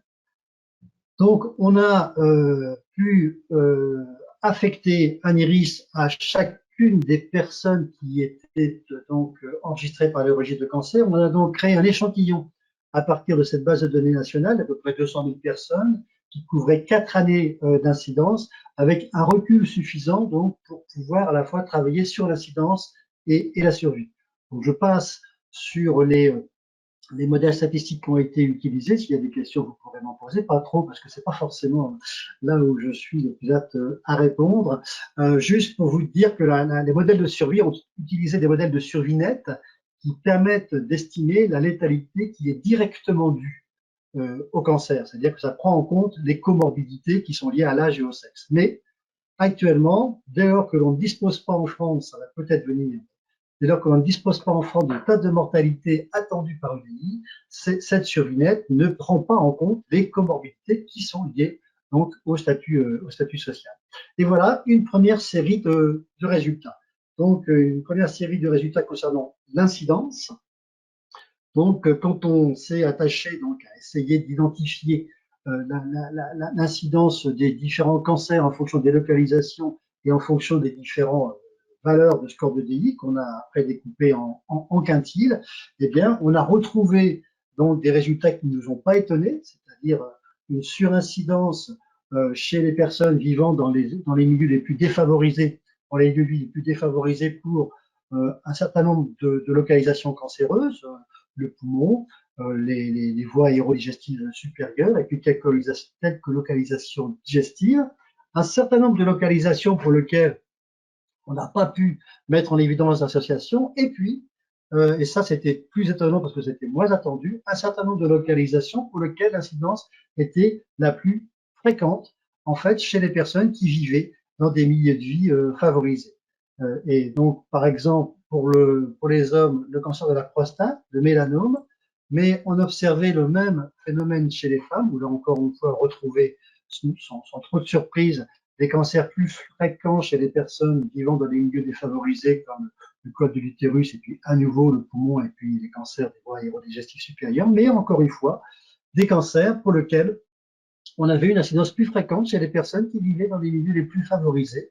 Le sein, ça c'est quelque chose qu'on connaissait déjà, mais ovaire, mélanome, c'est des éléments qui ont été surprenants donc dans cette analyse, et c'est des éléments qui ont été confirmés après par la suite. Alors, on n'a pas forcément toutes les explications pour ces cancers qui sont plus fréquents chez les personnes qui vivent dans des milieux plus favorisés. Pour le sein, ça peut passer par des facteurs liés à la vie reproductive, bien sûr, mais pour l'ovaire, la prostate, le mélanome, prostate, mélanome et sein, on peut évoquer le fait que ces cancers sont des cancers qui sont donc dépistables. Et on sait que à la fois le dépistage entraîne inévitablement un surdiagnostic et on sait que le dépistage est plus fréquent chez les personnes de milieux les plus favorisés. Donc voilà pour l'incidence, finalement, une vraie détermination sociale du risque de cancer, mais une détermination sociale qui peut agir dans les deux sens. Et en revanche, encore une fois sur la même cohorte reconstituée de 200 000 personnes, en revanche, pour la survie, cette fois-ci, une influence univoque du milieu, du niveau de défavorisation du lieu de résidence, avec une péjoration de la survie systématique et qui peut être très forte dans certains cancers, cancers digestifs, cancers des voies aérodigestives supérieures. Donc ça, c'est des cancers dont l'incidence est plus fréquente chez les plus démunis, mais également, encore une fois, on a retrouvé là une péjoration de la survie, y compris chez les cancers qui peuvent être plus fréquents, donc chez les personnes les plus favorisées. Donc ça, c'est les résultats pour les hommes, et donc la même série de résultats pour les femmes, avec encore une fois des cas extrêmement rares de cancer pour lesquels la survie est meilleure chez les plus démunis, et toute une série de localisations pour lesquelles la survie est péjorée de manière très importante pour les personnes vivant dans des milieux défavorisés. Les risques relatifs les plus importants concernant les voies biliaires, le pancréas, les voies aérodigestives supérieures. Et comme l'a évoqué Cyril Delpierre, là j'ai mis bien sûr une seule localisation, ça peut être le cancer du sein d'ailleurs chez la femme, mais ce gradient, cette différence sociale de survie s'exprime véritablement selon un gradient social de survie. Vous voyez ici les courbes de survie qui se superposent pour chacun des quintiles donc de la version française de l'Européenne d'épuration index. Et donc, si on refait un petit bilan de ces différents résultats, excusez-moi, je vais revenir à la diapo précédente, pardon. Donc, pour l'incidence, une détermination sociale du risque de cancer, mais qui peut être bidirectionnelle, et pour la létalité et la survie, cette fois-ci, un gradient social unidirectionnel qui fait que, quel que soit le cancer, le pronostic est toujours plus sombre chez les personnes qui vivent dans les milieux les plus défavorisés.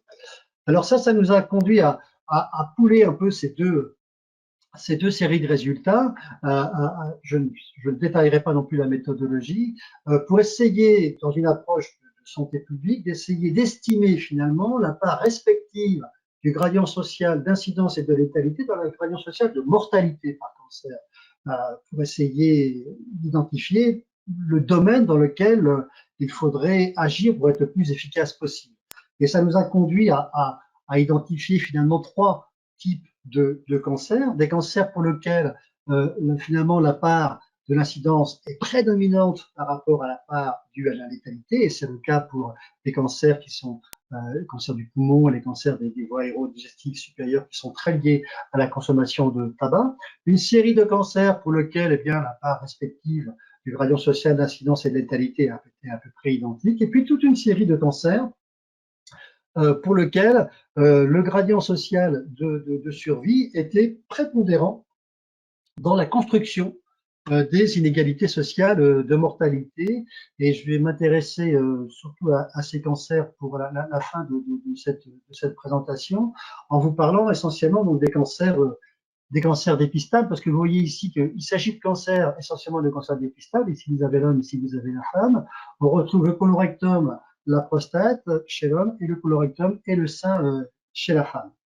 Donc pour ces cancers dépistables, encore une fois, les inégalités sociales de mortalité sont dues en très grande partie, par la majeure partie, les inégalités sociales de survie et non pas d'incidence.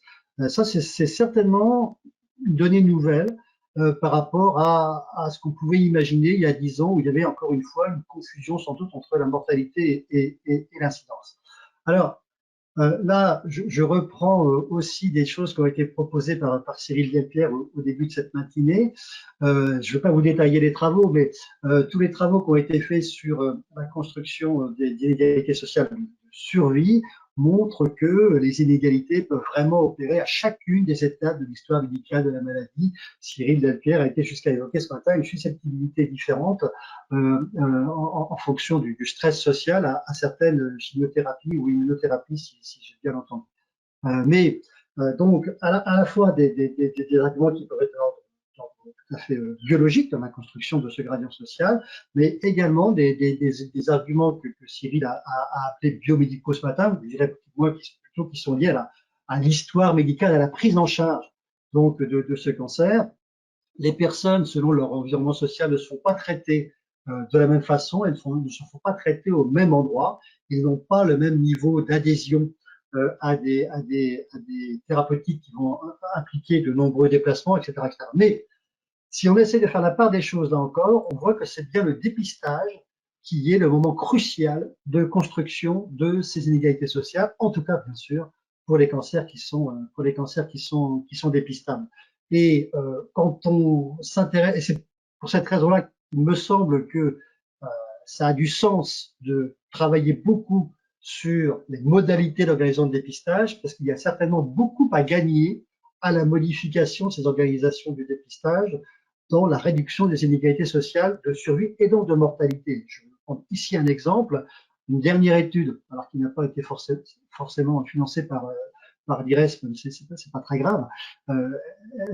C'est l'étude Sister qui a porté donc sur une collaboration avec à peu près une quarantaine de structures départementales de dépistage qui ont travaillé avec nous pour constituer donc un échantillon assez considérable, quelques personnes, duquel on a extrait pour des raisons techniques de faisabilité des géocodage 10%, donc à peu près 400 000 personnes, donc pour lesquelles on disposait des données, encore une fois, contextuelles d'environnement social et participation au dépistage. Donc une géolocalisation qui a été faite. Alors également dans ce travail, on s'est intéressé à la distance pour essayer d'identifier l'égalité sociale, mais aussi territoriale, parce que vous savez, vous ne savez pas, le dépistage du cancer du sein s'est organisé autour de la mammographie qui est faite dans des cabinets de radiologie.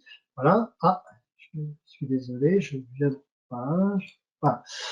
Et donc, très vite les résultats ne sont pas encore publiés. Donc, vous voyez là encore de quelle façon, y compris quand on utilise des gradients, des indices agrégés de défavorisation, on peut mettre en évidence un gradient social, quel que soit l'événement de santé. Là, le gradient social de participation au dépistage est absolument remarquable entre les différents déciles d'EDI. Donc, vous voyez une baisse de participation qui avoisine les 15% entre les iris les plus favorisés et les iris les plus défavorisés. Et puis, une caractéristique donc de la participation au dépistage du cancer du sein qui est liée à cette organisation qui fait que donc on ne va pas voir un médecin généraliste, mais on va avoir un cabinet de radiologues. Et donc on s'aperçoit que cette organisation n'est pas neutre en matière d'inégalité territoriale et sociale, et on a une décroissance là aussi très forte de la participation au dépistage en fonction de la distance entre le domicile de la patiente, de la femme, pardon, elle n'est pas malade, et puis donc le cabinet radiologique. Alors, ce petit décrochage tient au fait que, en fait, dans les populations les plus proches des cabinets de radiologie, en fait, c'est une population qui est socialement très défavorisée. C'est des fois surprenant, mais c'est vraiment comme ça qu'on explique les choses. Voilà. Et peut-être encore un dernier élément, si j'ai le temps, Gwen ne m'a encore rien dit, donc j'ai peut-être encore le temps pour 2 diapositives. Il faudrait que tu tardes pas à conclure. Merci. Donc juste, alors j'ai juste ces 2 diapositives. Donc un dernier élément de connaissances issues de cette étude Sister, on se désole souvent de ces inégalités territoriales, excusez-moi, c'est à cause de Gwen, elle m'oblige à me presser, de participation au dépistage entre départements que vous voyez illustré ici. Mais si à l'aide d'un modèle multiniveau dont je passerai sur les détails, on introduit dans le modèle à la fois les inégalités sociales entre les départements et puis le fait qu'on met en place la pratique de dépistage opportuniste, vous voyez que ces 2 éléments arrivent à expliquer près de 75% de ces inégalités territoriales. Ça veut dire que les inégalités territoriales de participation entre les départements sont en grande partie finalement des inégalités sociales de participation au dépistage. Voilà. Donc, pour passer, comme le disait Cyril encore, de la science des problèmes à la science des solutions, il me semble que le fait qu'on apprenne là que la part due à la létalité est peut-être plus importante pour beaucoup de cancers que la part due à l'incidence, change peut-être notre fusil d'épaule concernant la façon dont on pense qu'il faille réduire ces inégalités sociales. Encore une fois, la construction des inégalités sociales de létalité implique beaucoup plus les conditions d'organisation du dépistage que l'exposition environnementale ou les comportements, même si bien sûr tout ça n'est pas cloisonné. Et donc, je pense que surtout si on a une approche territoriale, on peut réfléchir à la mise en place d'actions de santé qui permettraient de modifier donc l'organisation des soins, mais aussi du dépistage, qui bien sûr s'appuierait sur l'universalisme proportionné et qui permettrait peut-être, sans doute d'ailleurs, de réduire les inégalités sociales de participation et donc de réduire les inégalités sociales de mortalité par cancer. Voilà, je crois que c'est ma dernière diapo, Gwen. Fait. Et donc, je vais commencer. Alors, je vais prendre tout d'abord. Alors, moi, j'ai plein de questions, mais je vais commencer par celles qui sont posées sur le chat. J'invite Caroline et Waïda, oui, à allumer leur caméra. Ce sera voilà, plus agréable pour les intervenants de nous voir quand on échange. Donc, je vais commencer par une première question à Caroline Méjean. Donc, d'abord, je tenais à souligner, on a beaucoup discuté de la mesure de la position socio-économique et du lien qu'il y avait entre position socio-économique et santé, et que souvent, c'est quand même les gens les plus favorisés qui ont les meilleurs outcomes de santé, d'exposition, etc.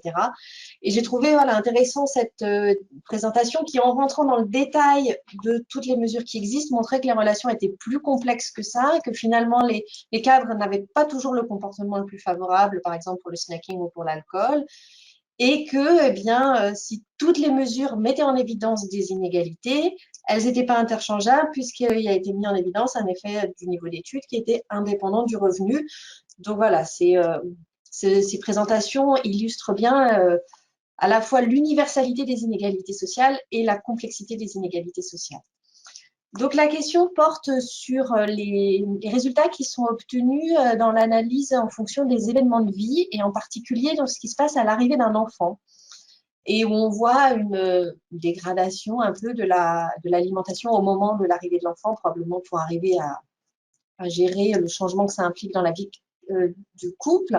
Et la question, c'est est-ce qu'on n'observe pas plus tard un recalage en fait des habitudes alimentaires avec une volonté des parents qui sera de mieux faire ou en tout cas de fournir une alimentation la plus adéquate possible à leur enfant lorsque l'enfant va être en âge de manger comme ses parents et qui sera plus nourri avec des biberons ou des plats préparés pour enfants.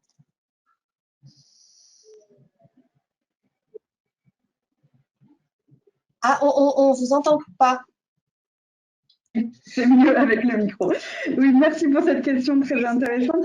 En effet, on a regardé ça. Alors, vous avez vu, on a un tout petit échantillon. Hein, on n'a pas pu aller très loin dans nos analyses, mais de façon très descriptive, on a vu, en tout cas pour ceux qui connaissaient l'arrivée d'un premier enfant au début du suivi, on va dire, on a pu voir en effet que disons, après la diversification, à partir de 2 ans, 3 ans de l'âge de l'enfant, on revient, enfin, on a de nouveau une réaugmentation de la consommation de fruits et légumes et une perte de poids aussi chez les femmes. Mais c'est vraiment de façon très descriptive. On avait un échantillon de 185 personnes, donc c'était pas évident. Voilà. Merci. D'accord, merci. J'ai une question maintenant pour Waïda. Alors, ça revient toujours à la mesure de la situation sociale. Alors, évidemment, j'ai bien vu que la situation sanitaire n'avait pas aidé aux analyses qui ont pris du retard, donc on n'a pas vu de résultats concrets. Mais il y a eu quand même, vous avez présenté un schéma un peu conceptuel au début et vous mettiez en évidence que vous alliez considérer la position socio-économique de la mère Et alors déjà, j'avais une question, pourquoi la mère seulement, alors qu'on peut imaginer que la position du foyer, donc aussi du père en particulier via le revenu, pourrait jouer sur des outcomes d'intense. Et ensuite, dans votre diapositive finale, vous expliquez bien les deux approches que vous allez avoir, environnementale et mécanisme. Je n'ai plus vu apparaître du tout de mesures individuelles. Alors, est-ce que vous pouvez juste clarifier un peu comment vous allez faire et est-ce que c'est des problèmes de disponibilité de données? Voilà. Comment vous allez aborder ce genre de questions et comment vous avez réfléchi à ces variables? Alors, en fait, ce qu'il y a, c'est qu'effectivement, il n'y a pas que les caractéristiques individuelles de la mère. Alors maintenant, comme vous l'avez souligné tout à l'heure, les données individuelles sont un peu plus sensibles, enfin plus compliquées à avoir. Et donc, en fonction des données qu'on va mobiliser, on aura l'information ou pas. Alors, si on a les données de la PMI, notamment donc sur les certificats de santé du 8e jour des enfants, là, on a finalement le niveau d'éducation, la profession du père. Et donc, dans ce cas-là, on peut les prendre en compte. Si on passe par les données des hôpitaux, donc c'est les données DIM, sur lesquelles on est en train de travailler, pour le coup, on n'a que les caractéristiques des mères. Donc, on n'a même pas les données concernant le père. Donc, en fonction, finalement, c'est pour ça que là, on a fait vraiment un premier travail sur la collecte de données qui sont disponibles. Et effectivement, donc on a bien les données de la PMI, mais en cours pour ceux des hôpitaux. Mais voilà, donc il y a ce volet-là des caractéristiques liées au père, on les prend bien en compte, mais en fonction des données qui sont mobilisées, pas toujours.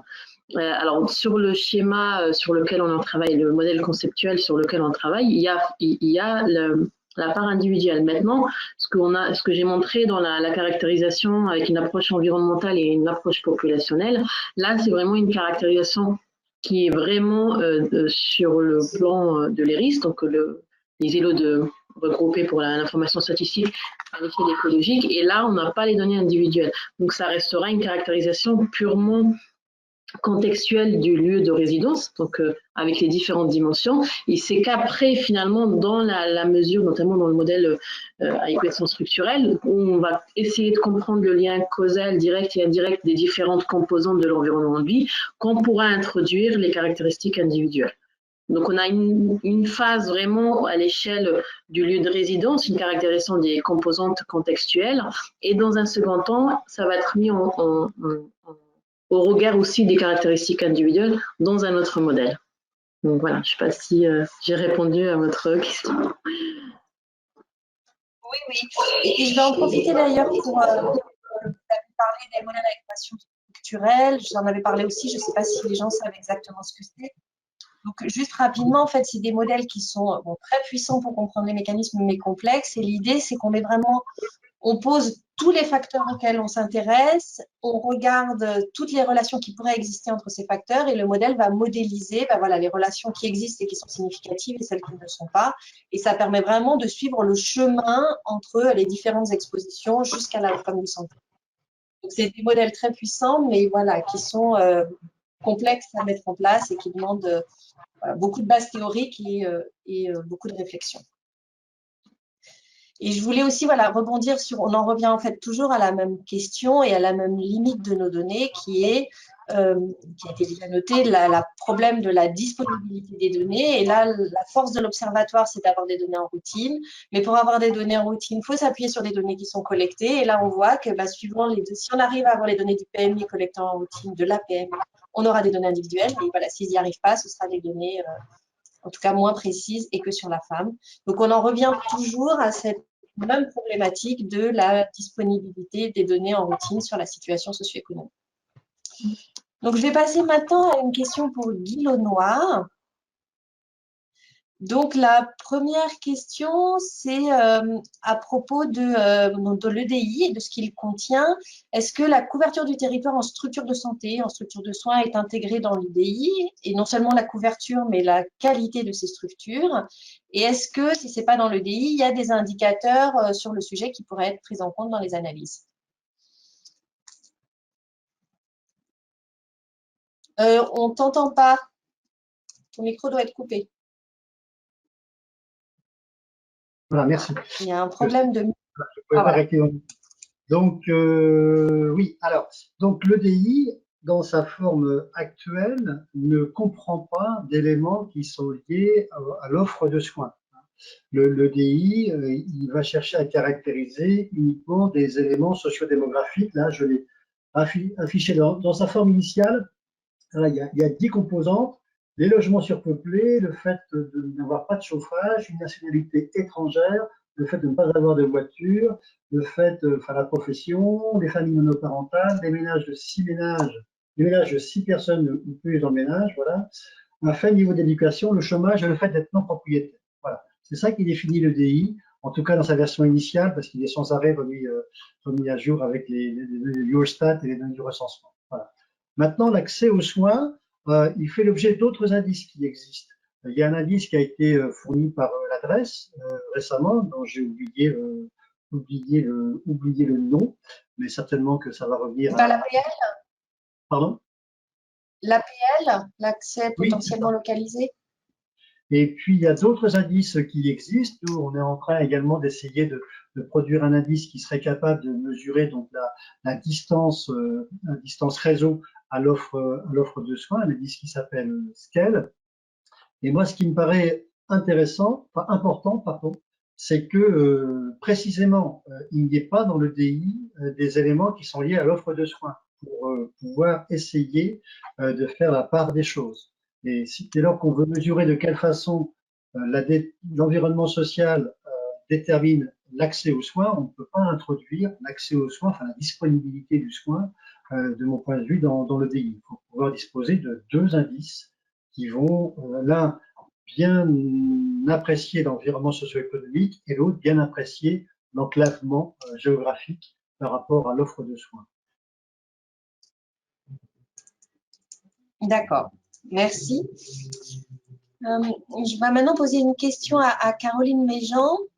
Et cette question, en fait, rejoint une problématique qui se pose très souvent alors, dans la recherche en épidémiologie en général et en épidémiologie sociale peut-être encore plus.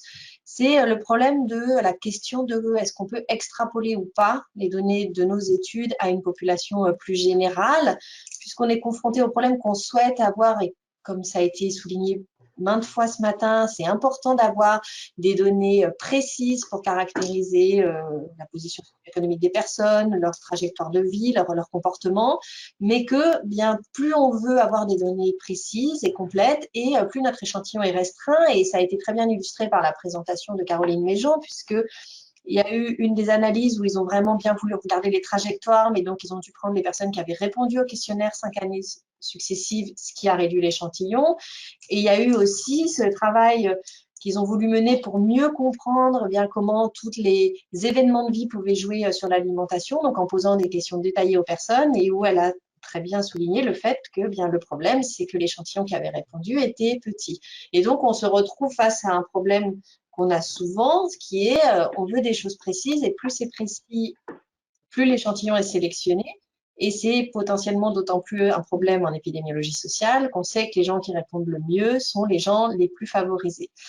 Donc, dans les résultats que vous avez obtenus sur des facteurs plus précis, qui sont donc particulièrement intéressants pour mieux comprendre les inégalités sociales, comment vous avez abordé ce problème de biais de sélection inévitable de la population et donc l'impact potentiel que ça pourrait avoir sur la généralisation des résultats à une population plus large et idéalement à la population française? Merci pour cette question. En effet, c'était un gros problème. Alors, déjà pour la première partie qui était faite sur le gros échantillon à l'inclusion de Nutrinet, donc sur 90 000 personnes. Alors même si évidemment les personnes qui participent, qui se sont inscrites sur cette cohorte, sont plutôt de niveau favorisé globalement, mais sur 90 000 personnes, on a quand même une diversité de positions sociales et de comportements qui nous a permis quand même de voir des choses. Et je dirais que ce qu'on voit sur les analyses à l'inclusion, sur les indicateurs de position socio-économique dans la population générale, ces écarts entre positions classes sociales seraient encore plus larges de mon point de vue en population générale qu'elles le sont dans Nutrinet. Pour les événements de vie, c'est vrai que c'est très compliqué, comme je l'ai dit. les personnes qui ont répondu à notre questionnaire étaient du coup plus âgées, plutôt des femmes, de niveau d'études et de revenus supérieurs, plutôt des cadres aussi, encore plus. Alors, c'est pour ça que la façon dont on a traité, dont on a essayé de traiter les choses, c'est justement par le test quand c'était possible d'interaction. Et donc, vous l'avez vu sur la retraite, de tester l'interaction du revenu à l'inclusion sur l'événement passage à la retraite pour garder justement selon des classes de revenus. On avait testé le niveau d'études aussi, je ne l'ai pas dit, mais selon par classe de revenus, si on avait un effet différentiel de ce passage à la retraite sur les comportements. C'est la seule façon dont on a pu gérer ce biais. Et bon, bah, comme ça a été dit précédemment, il faut évidemment faire des études peut-être plus spécifiques sur des groupes de population justement moins favorisés, peut-être sur l'effet de la retraite, justement sur un type de profession particulière pour évaluer l'impact des changements de comportement dans cette population. Si je peux, Gwen, si tu m'autorises à ajouter quelque chose à cette question qui n'était pas adressée, on voit bien de quelle façon les mesures individuelles et les mesures écologiques et agrégées sont vraiment complémentaires, hein. Chacune a ses intérêts, chacune a ses limites. Et au plus possible, qu'est-ce qu'il serait bien de pouvoir disposer dans les études à la fois de ces données individuelles et de ces données agrégées, hein. Ça permettrait de pallier le problème du biais écologique. Ça permettrait peut-être aussi de voir dans quelle mesure l'échantillon est biaisé ou pas au regard des caractéristiques socio-économiques. Et puis ça permettrait aussi, comme tu l'as évoqué, Gwen, dans ton topo, d'essayer de faire la part des choses entre les faits de composition et les faits contextuels. Voilà, donc c'est sans doute une des façons d'avancer que multiplier les études dans lesquelles on disposerait à la fois de données individuelles et collectives. Je sais bien qu'il y a des difficultés de constituer ce genre de base de données.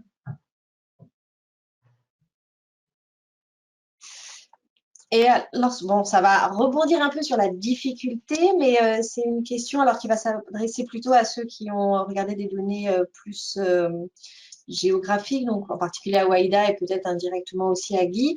C'est on mesure, là, dans les deux cas, on regarde l'environnement des personnes. Donc, on a regardé l'environnement à un moment donné, au moment de l'enquête. Mais là aussi, on sait qu'il y a des trajectoires et que les gens n'ont pas habité toute leur vie au même endroit. Et alors, dans quelle mesure, par exemple, en particulier dans l'observatoire, qui est vraiment très basé sur la partie socio-environnementale, ce serait possible, et est-ce que c'est pertinent pour la problématique de recherche d'essayer de recueillir des données un petit peu de trajectoire résidentielle des femmes? Alors, c'est une question qui s'est posée, parce qu'effectivement, en caractérisant juste les risques de résidence, ça sous-entend que les femmes sont là 24 heures sur 24 et voilà, pendant les 9 mois. Alors, on est moins touché que des pathologies plutôt chroniques parce qu'on est sur une exposition des 9 mois avec une issue défavorable ou pas de grossesse, donc une durée finalement d'exposition pendant 9 mois. Alors on n'est pas à l'abri aussi que des femmes puissent déménager finalement au cours des 9 mois de grossesse, mais dans le cadre de l'observatoire, effectivement, la question s'est posée et c'est dans ce cadre-là, finalement, qu'il y a un travail de thèse, en fait, qui s'est enclenché, finalement, avec une cohorte de femmes enceintes, donc sur l'Eurométropole de Strasbourg, qu'on est en train de suivre, finalement, pour avoir leur mobilité quotidienne, pour finalement mesurer leur exposition en prenant en compte leur mobilité quotidienne, pour voir pendant les 9 mois, pour voir finalement si, alors c'est au quotidien et aussi résidentiel, parce que si elles déménagent pendant leur grossesse, on le saura, et donc pour voir finalement s'il y a un impact finalement dans notre mesure finalement de la caractérisation de l'environnement, juste à l'échelle de l'ERIS, ou si voilà, on prend en compte ces mouvements pendant les 9 mois, il y a une modification importante ou pas. Donc ça, on le fait vraiment dans le cadre d'un travail d'un doctorant qui est en cours. Donc la cohorte a démarré en février de cette année. Maintenant, c'est un travail qu'on fait en plus de l'observatoire, parce que l'idée de l'observatoire, c'est vraiment d'avoir des données qui sont collectées en routine, mais ça, on sait que voilà, c'est pas forcément, on ne l'aura pas, voilà, donc dans le temps, c'est vraiment des études qu'on mène un petit peu, c'est aussi valable pour finalement les aménités, hein. Je parle de les expositions, mais les aménités pareil, on caractérise l'offre des espaces verts, l'offre des équipements sportifs, mais finalement, on n'a pas plus d'informations sur la pratique des espaces verts des femmes enceintes, de pratique de certains espaces. Et donc, pareil, donc il y a une deuxième doctorante qui travaille là-dessus pour affiner finalement, donc sur cette cohorte-là, avec des questionnaires finalement de leur activité physique, de leur finalement pratique du territoire, pour qu'on ait une idée finalement quand on caractérise les lieux de résidence en disant bah, c'est des ERIS où il y a une bonne desserte en équipement sportif, en espace, il n'y a pas beaucoup de pollution. Est-ce que finalement les femmes qui résident dans ces lieux-là finalement pratiquent ou pas? Donc on met en place comme ça des études ponctuelles sur 3 ans, sur 4 ans pour vérifier un petit peu ce qu'on avance comme hypothèse. Mais voilà, c'est des travaux en parallèle de l'observatoire pour alimenter ces discussions-là qui viennent à chaque fois quand on a nos réunions. Mais voilà, ça complète l'observatoire, mais ça ne fait pas partie de l'observatoire parce que ce n'est pas des données qui sont forcément mobilisables dans le temps. Donc voilà. D'accord, merci. Alors, j'ai une petite question très rapide et très technique. On demande pourquoi la Corse n'apparaît pas sur les cartes. Donc, est-ce que c'est inclus dans la région PACA ou est-ce qu'il y a une autre raison? Donc, voilà, juste une question très pratico-pratique. Alors oui, j'aurais dû représenter la Corse, y compris les territoires d'outre-mer, hein, dans ma oui, aussi. France, c'est une grave erreur. Alors en Corse, il n'y a pas de registre. Donc ça explique cela. Après, par contre, il y a des registres qui existent dans les territoires d'outre-mer. Donc là, j'ai fait une erreur. Mais la Corse, il n'y a pas de registre. En tout cas, il n'y a pas de registre labellisé. D'accord. Merci pour cette précision. Et donc maintenant, j'ai une question qui peut vous concerner tous les trois, qui est sur la multidisciplinarité et la complémentarité des approches qualitatives sur les études qui ont été présentées aujourd'hui, qui sont des études quantitatives sur les inégalités sociales. Donc, dans quelle mesure voilà, ces méthodes sont, selon vous, complémentaires et qu'est-ce qu'elles peuvent s'apporter, puisque depuis, c'est vrai que ce matin, on a beaucoup parlé de l'importance de la multidisciplinarité quand on s'intéresse à une problématique telle que les inégalités sociales de santé. Donc, je ne sais pas lequel veut commencer à répondre. Je veux bien commencer à répondre. Voilà. Alors, la multidisciplinarité, elle existe aussi dans les approches quantitatives. Hein. Il n'y a pas que les échanges entre le quantitatif et le qualitatif. Par exemple, pour construire un indice pertinent de défavorisation, il faut travailler avec des géographes, il faut travailler avec des sociologues, il faut travailler avec des démographes. Sinon, il n'y a pas de travail intéressant et surtout efficace. C'est-à-dire ça. Donc, la multidisciplinarité dans le champ de l'épidémiologie sociale ou dans le champ de l'étude des inégalités sur la santé est effectivement absolument indispensable. Et dans les études descriptives, celles que je viens d'évoquer, mais aussi encore plus peut-être, de mon point de vue en tout cas, dans la recherche interventionnelle. La recherche interventionnelle, c'est sans multidisciplinarité, mais même qui va au-delà même des disciplines universitaires, parce que la recherche interventionnelle, il faut aussi intégrer complètement les acteurs de terrain. Voilà, donc c'est vraiment, je dirais, consubstantiel à la recherche interventionnelle en matière de réduction des inégalités sociales de santé, d'autant que cette multidisciplinarité, encore une fois, elle va au-delà du cercle des chercheurs, elle va au-delà des acteurs de santé, puisque si on pense que l'appropriation, l'acculturation des problèmes de santé est un phénomène absolument indispensable pour réduire les inégalités de santé, il faut aussi bien sûr que d'une certaine façon, c'est pas facile du tout, mais que d'une certaine façon également la population, les personnes auprès desquelles on va agir soient intégrées, mais dès la construction des projets. Alors ça, c'est particulièrement ambitieux, c'est pas facile, mais je pense vraiment que ça fait partie des conditions de réussite de tel programme. D'accord, merci beaucoup pour ces points. Et plus spécifiquement sur la complémentarité quali-quanti, Est-ce que vous avez des remarques? Est-ce que dans vos propres recherches, vous enrichissez les analyses quantitatives d'approche qualitative ou Après, je tiens à souligner que c'est très dans l'air du temps, mais c'est pas si facile d'avoir une bonne approche qualitative avec une bonne approche quantitative, alors que c'est très facile de faire du mauvais qualitatif pour rajouter au quantitatif et dire qu'on en a fait.